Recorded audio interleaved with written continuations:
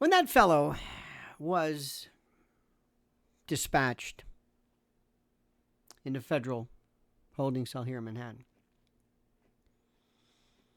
whose last name begins with the fifth letter of the alphabet, and who will be referred to as, to all of us who knew anything about forensic investigation, murder prosecutions, and the like, it was patently obvious to us, patently, that he was the victim of a homicide. Hyoid bone fracture, thyroid, cartilage fracture, petechial hemorrhaging, livor mortis. Go through all of the pieces of evidence, and it was obvious. And I'm not going to go through that again. Okay? I'm not. But a couple of things happened. Number one, it taught people, and taught the people who run the show, that the American people are the most stupid and gullible folks of anyone you will ever see at any time, anywhere, ever. They will believe anything. I mean, anything. It's just the most incredible thing in the world. You can tell them, you can sit there and say, oh, no, that was No, he actually suspended himself via the soft cloth of this. Oh, no, he did that. Or the hyoid and thyroid fracture. Oh, that doesn't happen ever in the real world, but it happened here. But don't worry about that. Nothing to see here. Here's Bill Barr, the Attorney General. Right, Bill? Absolutely. And who was that hulking ex-cop with a death sentence? Who was his? Remember his cellmate? Oh yes. Remember that? Oh yeah. Huh. It's like nobody cared. It was a dry run. It was almost a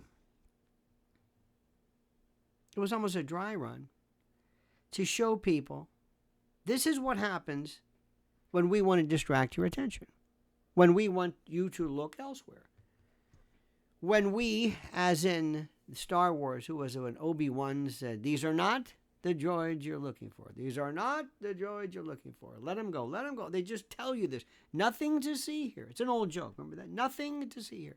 Naked gun. Nothing to see here. Fireworks place on fire. Explosions. Nothing to see. So if anybody wanted to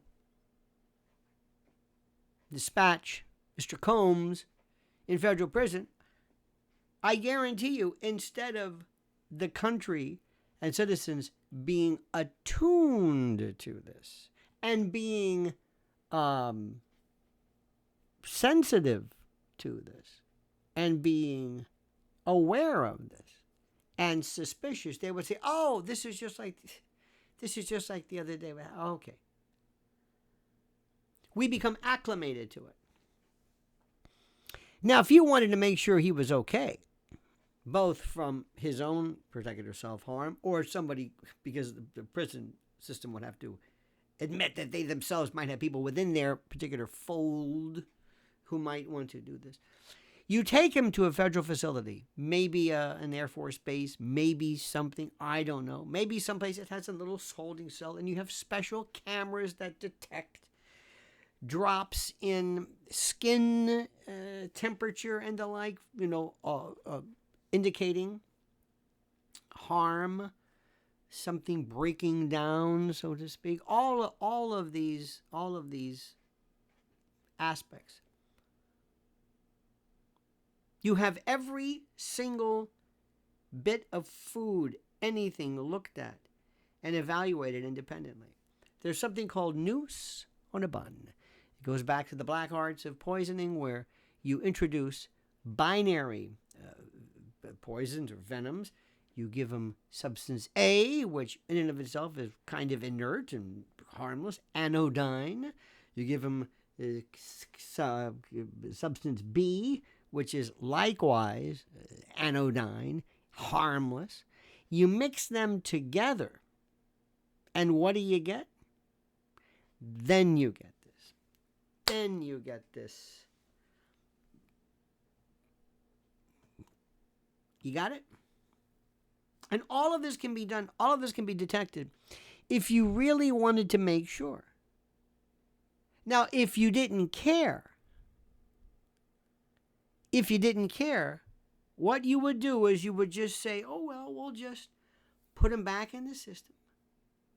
And if something happens where some type of self-harm occurs, or if God forbid, there's some kind of a confrontation or something, we can say, oh, well, that's the way it goes. Because what people don't understand and don't want to understand is that this case involving Diddy is worse than that guy's case. That guy's case was rather discreet.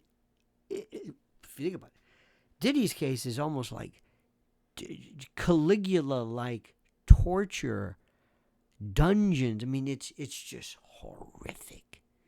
It's beyond anything anybody's ever seen before. It's incredible.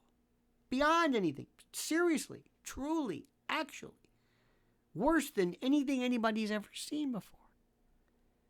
Because if you think about the people who were savagely, viciously, brutally affected and assaulted, where lubricants in industrial size quantities had to be purchased in order to allow effortless victimization. I'll leave it at that. It blows one's mind.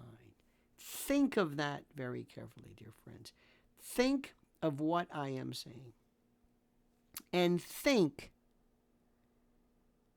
more importantly, of if this were to happen now, all of the issues go away.